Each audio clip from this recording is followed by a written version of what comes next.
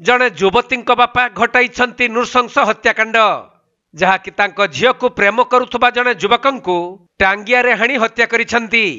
आउ सही टांगिया आक्रमण रे तांको झियो मध्य अति गुरुतर होई डाक्तरखाना रे भर्ती होइछंती।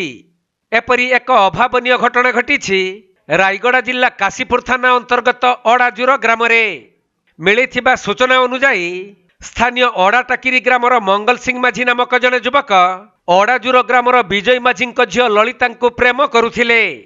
आउ प्रेमिक युवक जनक प्रेमिका देखा करने आसीथिबा समय रे युवती बापा विजय माझी उभय जीवन मारिदेबा एक टांगिया रे आक्रमण करथिले। फल घटनास्थल रे युवक मंगल सिंह माझी मृत्यु होइथिबा बेले झियोटीर अवस्था अति गुरुतर रही। पर खबर पाई काशीपुर पुलिस घटनास्थल रे पहुंची गुरुतर झियो को काशीपुर गोष्ठी स्वास्थ्य केन्द्र को पठाइबा सह अभियुक्त बापा विजय माझी थाना रे अटक रखिथिबा जणा पड़िछि।